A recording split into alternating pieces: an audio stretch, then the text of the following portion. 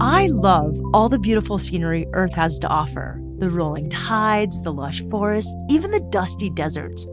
But imagine zooming out and seeing all of that at once.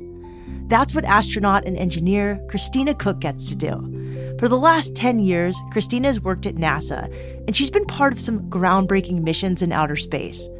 In 2019, Christina left for a 328-day stay on the International Space Station, setting a record for the longest single spaceflight by a woman. Now, Christina has a new assignment on the horizon. She was selected to join a crew that will travel around the moon. I'm Shelby Stanger, and this is Wild Ideas Worth Living, an REI Co-op Studios production brought to you by Capital One. I fully expect when I come back from having seen the Earth as a small ball against the blackness of space, how different that will feel to be back on that planet. And to me, that perspective is everything we have here is not an absolute. It's just one way of being. It's just one planet in a massive universe. And that means it's not something to be taken for granted. And it also means we're more alike than we are different. Seeing Earth from so far away has given Christina a lot of perspective on her planet and its wild places. Working at NASA requires a lot of discipline, as well as a degree and extensive experience in a technical field like engineering. Christina studied physics and electrical engineering in school, but she's also a free spirit. She surfs, rock climbs, and travels the world. Over the years, she's picked up skills from adventuring outside that have been useful for her work as an astronaut. Christina Koch, welcome to Wild Ideas Worth Living. We're so excited to have an astronaut on the show. I mean, you epitomize adventure. Thank you. It's great to be with you. When did you know you wanted to be an astronaut? I actually can't remember a time when I didn't want to be an astronaut. When I was little, I realized I loved things that made me feel small. I loved looking at the night sky. I grew up near the ocean. I loved the ocean. Eventually, I came to love the mountains. And I think those are things that made me ponder the size of the universe, my place in it. And I ended up here on a very unconventional path. And I'm just feel very fortunate that the things I love to do and the things that give me fulfillment led me here. What did you study in college? Well, in college, I studied electrical engineering and physics, but I think the unconventional part came in the things that weren't academic that I was drawn to. When I was little, I had posters of space on my walls, and I had posters and maps of Antarctica. I love travel magazines, and so I decided that I wasn't going to live my life according to a checklist of what you should do to become an astronaut. For me, I spent my free time in my summers exploring the world and traveling and developing skills in other sports that gave me the same kinds of skill set in teamwork, in pushing myself, learning to overcome fear with focus, things like that. So how did you travel so much while you were still in school? I think for me, it was all about when I was in school, I was all in. I gave everything. I worked really hard. I was in a lot of extracurriculars. I discovered rock climbing through the gym at my college. But I was also saving every single penny to go travel in the summers. My first trip was to Scotland. I discovered hiking in the Highlands in the northern part of the country and just sort of slowly discovered more and more and just got hooked. I did do an internship which actually ended up being at NASA. So I was moving in the direction of my dreams. But that was like my senior year in college. It did turn into a job after college. And then 2 years later, I quit that perfectly good engineering dream job at NASA to go work in Antarctica for a year. And a lot of people questioned that decision too. But of course, that is something that was completely life-changing for me. And I think really set me on a path to pursuing this concept of science on the frontiers, exploring the frontiers. And I really think that that's what eventually the team here at NASA may have seen in me and why I was asked to join the team. Okay, you said a bunch of things. I hope anybody who's a student is listening. Like, you studied really hard in school. You played really hard in terms of like learning to rock climb, traveling. You saved your money. You got an internship, which I tell everybody to do. And then you're confident in your interviews. And I also tell people, like, you have to have confidence. Like, the only way you get experience is to have experience. And sometimes you got to like say that you can do it even when you haven't done it before. 100%. Don't be afraid to oversell. I love that. I love that you admit that. If you're a hard worker, all day. So what does it take to become an astronaut? It's a lot of weeding down the field to really select for the skills that we think are important for contributing to the human spaceflight program. Those are things like being a good teammate, being adaptable, showing success and thriving in unusual environments, things where your problems that are in front of you aren't well defined. You get through them by grit, hard work, thinking outside the box, and being a teammate. I like to tell people we talked a lot more about rock climbing in my interview than we ever talked about electrical engineering, and I think that speaks a lot to the types of folks that we're looking for. Becoming an astronaut with NASA is extremely competitive. Applications open roughly every 4 years, and about 10,000 people apply. Of those 10,000, only 10 get the position. That's a 0.1% acceptance rate. In 2013, Christina applied to the human spaceflight program, and to her surprise, she was selected to become an astronaut. A few years later, she spent 11 months living on the space station.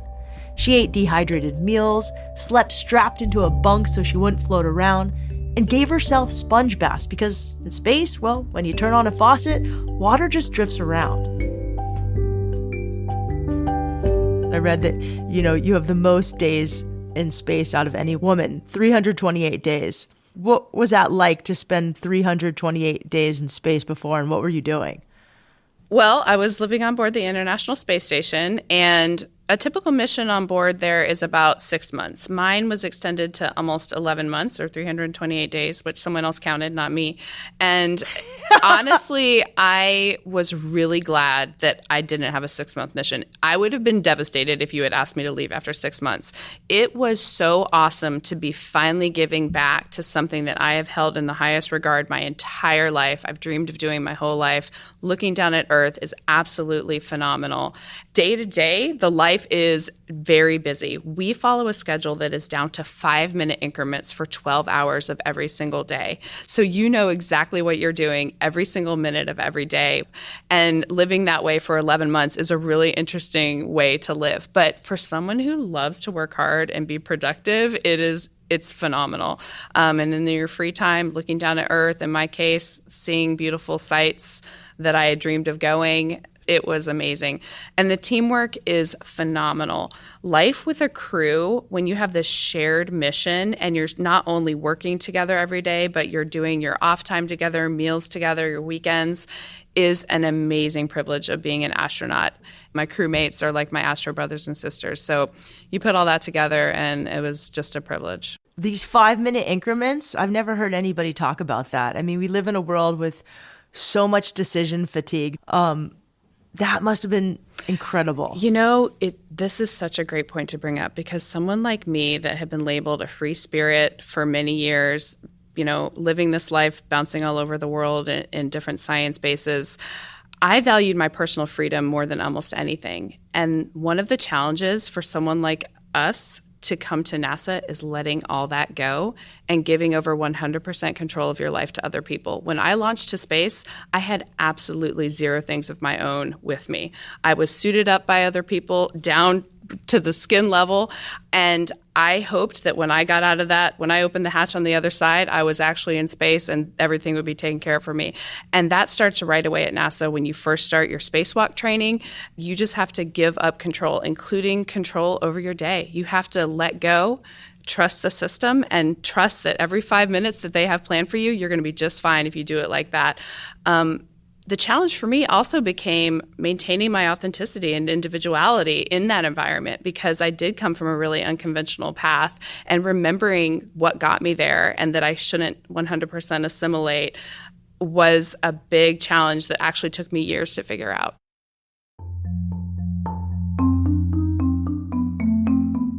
Christina hits on an important point here, the element of surrender. When we're doing wild adventures, we have to prepare, stay confident, and use our training to the best of our abilities. But ultimately, there's a lot we can't control, in the wild, or in Christina's case, in outer space. One of the most incredible things that happened during Christina's 11 months on the International Space Station is that she and one of her crewmates went on the first ever all-female spacewalk. if you're not really sure what happens on a spacewalk, you're not alone. Spacewalks happen for a variety of reasons: to do experiments, to upgrade equipment, or to make repairs. On Christina's spacewalk, she and her colleague Jessica Muir spent more than 7 hours replacing a power controller, a crucial part of the solar power system on the space station. One of the stories that I'll sometimes tell, it's more a little bit of a behind the scenes insight. So when I was up there, I was really fortunate that myself and my crewmate, Jessica Muir, we got to do the first spacewalk that was ever completed by 2 women. And it got a fair amount of attention, but what people don't know about that day wasn't just that it was the first time 2 women had done a spacewalk together. It was actually an unplanned spacewalk. It was a contingency spacewalk, which means the thing that broke out there, no one knew how to fix. And we actually planned that spacewalk in 1 week, she and I, with the teams on the ground. Normal spacewalks are in planning for years. They are practiced in our giant pool that has a 1-to-1 mock-up of the space station. They're made perfect. We did a spacewalk which involved me riding on the robotic arm, us pulling this massive box that had broke out that had never been repaired before, figuring out how we were going to do that in the space of a week and executing it together. That was the coolest thing I got to do. So were you just spending all day, just planning that? We did. We actually got into the airlock where the suits are mounted on the walls. We got all the tools out that we were going to use for the spacewalk, and we mimed the entire thing, talking about our body positioning so that we could hand this 300-pound thing to each other. Things don't weigh anything in space in microgravity, but they do have inertia, and they're still difficult to handle when you're in this big, bulky spacesuit. We talked through every detail of it. We would suggest different tools that we would bring out, different choreography. But the coolest thing also about it was we knew we didn't have everything figured out. We knew we were going to talk through some things out there, that it wasn't going to be as pretty and as scripted as a regular spacewalk, but that she and I would figure it out together, and it was a really cool experience. After being part of that historic moment and spending 11 months in orbit, Christina came back to Earth in early 2020. One of the first things she did was go to the ocean. What was the thing you missed the most, that you wanted to do first when you got home? Smell the water. I realized maybe 8 months into my mission that I hadn't felt wind, that I hadn't smelled nature. So I honestly didn't miss much, except we had a little garden in the space station where we would experiment with growing plants in microgravity, and sometimes I would just lift the little greenhouse around it and just smell.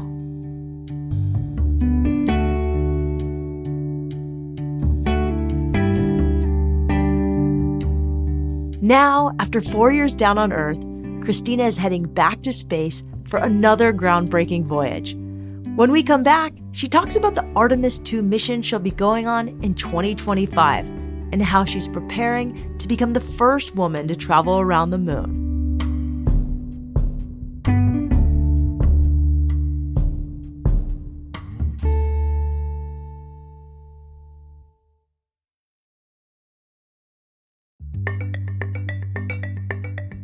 In April of 2023, astronaut and adventurer Christina Koch was selected to go on a new mission called Artemis II.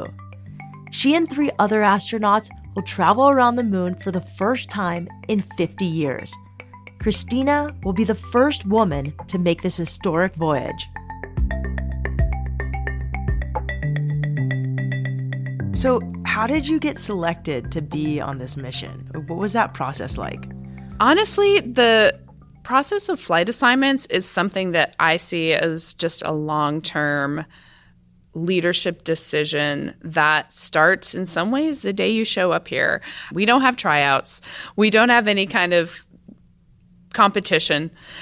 But we do see that crews are put together to complement each other's skill sets. So is it like most jobs where if you want to get promoted, you just have to be really cool to work with? You have to be really good at your job. And you got to be a good teammate.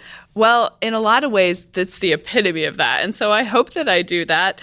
When we talk about the types of skills that make a good astronaut, one of the things you'll hear people say is you got to be someone that other people don't mind living in a tin can with for half a year, up to a year in my case. And in the case of the Artemis mission, it's about a 10-day mission, but we're in a tiny capsule the entire time. So you want to be the type of person that has keeping in mind the team, self-care, team care, communication, group living, all of those skills, and trust. Trust is a big thing in our field. You have to be able to own up when you make a mistake, and you have to trust your crew. Yeah. I mean, I can only imagine what trusting your partners in space is like. Can you give me an example of what kind of mistake you could make? Like, is it dropping a tool or is it? Yeah, that happens on spacewalks. You know, there's so many instances of that, and they range from style points and just not doing things the best way and not looking good versus life-threatening things that you could mess up. In space, there was a day where I cost the ground hours and hours of work because I plugged something in to the wrong connection because I wasn't careful enough when I was reading the instructions. There were days when I overslept on a day that I was supposed to drive the robotic arm to capture one of our visiting stowage vehicles. I was mortified, and I didn't do a great job of getting over that one, but that was a good lesson in why it's so important to forgive yourself and move on. How did you oversleep? It was literally the only day I overslept in my entire time in space. And I go back to this. Well, I was there for 11 months. So everything that happens in life on Earth in 11 months is going to happen in space. You're going to oversleep probably one day in a year. And I did. And it was on the day that I was supposed to be the person driving the robotic arm to capture this, basically a supply ship. And I was woken up by a call from the ground that the ship was within 1,000 meters. And my crewmates said that they thought I was just in my little crew quarters, kind of preparing, kind of getting my mind right. And nope, I was sleeping away. So often, we think of astronauts as almost robot-like, ultra-intelligent, perfect people. But Christina reminds us that we are all human. And in fact, her humanity is a huge advantage on the job. On the mission, she'll be living and working in very tight quarters with her teammates. It's a 10-day mission, but by the time they launch, they'll have been preparing for 2 years.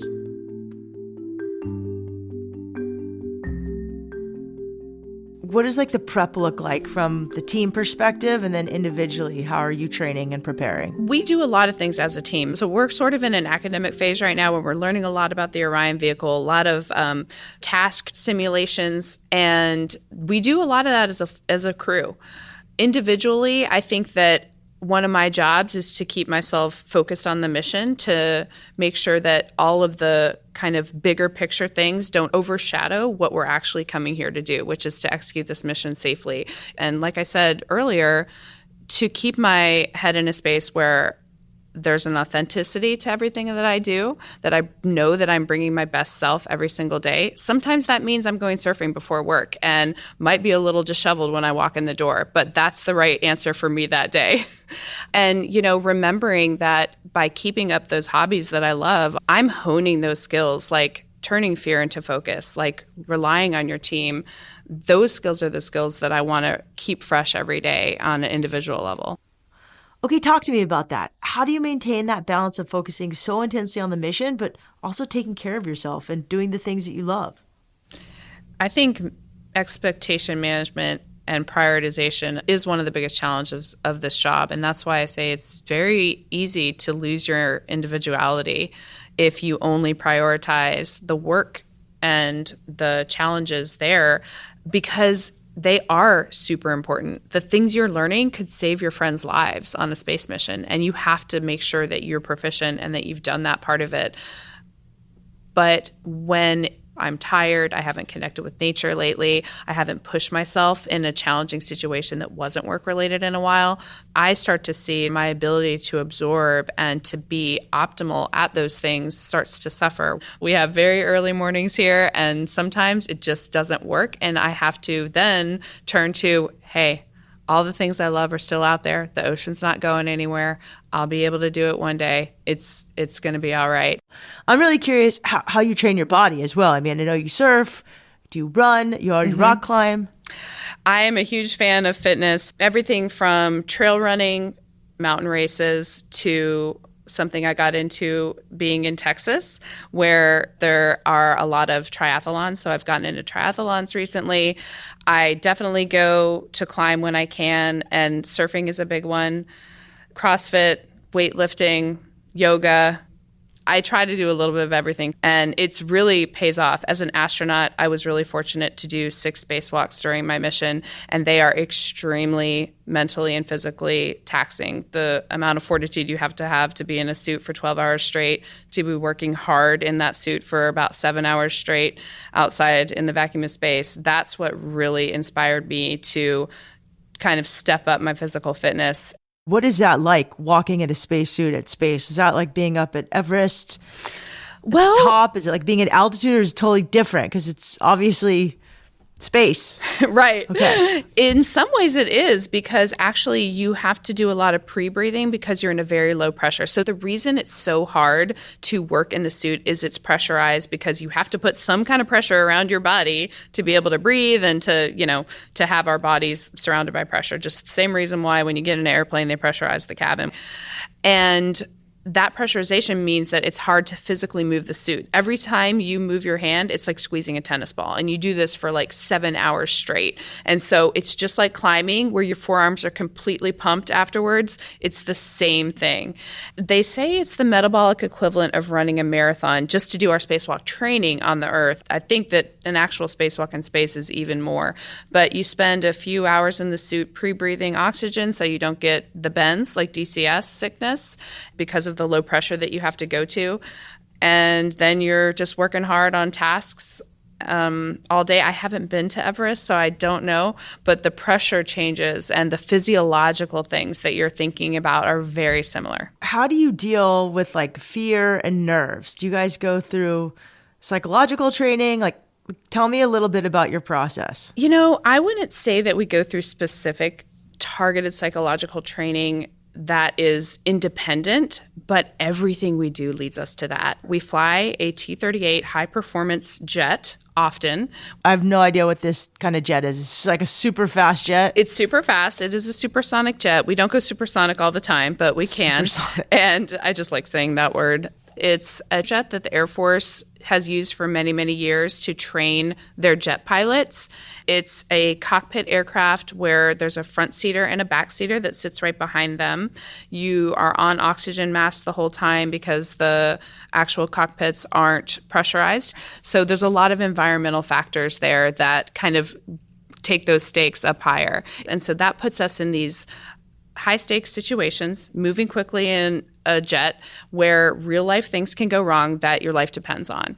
And moving through that experience on a regular basis and being comfortable in that zone really leads to that psychological toughness. It also leads to resilience and learning how to forgive yourself when you make a mistake. It sounds so badass. It's a lot of scary and fun. Yeah. Is there a mantra you say to yourself when you get nervous or you have a little bit of fear that comes up? I use a phrase, turning fear into focus. I think I first learned that doing trad rock climbing, when, again, you're on a long, potentially dangerous area on a rock, and making your world small, bringing it into exactly what's in front of you and what you need to focus on, and finding that flow.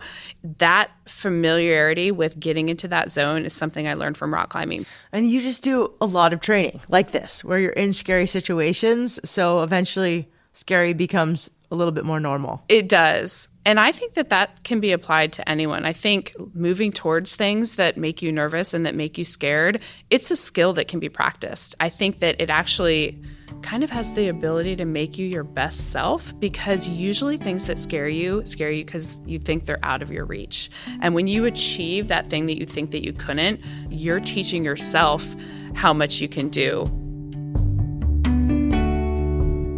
Christina's training for the Artemis II mission is intense. Aside from flying supersonic jets, she has to be extremely physically fit. Without oxygen and gravity, being in space is physically arduous. But for Christina and her teammates, it's beyond worth it. What are you most looking forward to when you go around the moon on the Artemis II? So many things. I'll start with the individual. I think individually, I'm looking forward to the feeling of looking back at Earth and seeing the entire planet out one little window. And just the sheer awe for a little girl that used to look up at the night sky through the trees and love that awe-inspiring feeling, that's a feeling I'm looking forward to individually.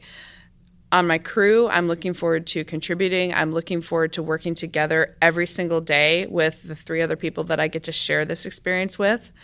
And for the wider picture, I'm looking forward to bringing that perspective back and answering every question anyone ever has about what it's like and telling the world everything I can possibly glean about what it means for us as humans to have made that journey and to have prioritized devoting resources to exploring that far away. You are about to be the first woman to travel around the moon. I mean, that's a big deal. What does that mean to you? You know, I think what it means to me isn't about any one individual contribution. It's not about me being the first to anything, but it's about the fact that we live in a time when we have recognized how important it is to take contributions from every single person that has a dream and is willing to work hard to achieve that dream. We're more successful when we have diverse people contributing to our challenges. And the fact that we, as NASA and as humanity, decided that was important. We decided that was important long enough ago that we have an astronaut corps that is more representative of our country than it ever has been. And that if you pluck 4 qualified and hardworking astronauts out of that group, it's going to be a diverse group because that's what leads us to success. That is what, to me, is worth celebrating. The fact that we have finally figured out that giving people opportunity to work hard at what they love makes us all better and makes us able to achieve these things.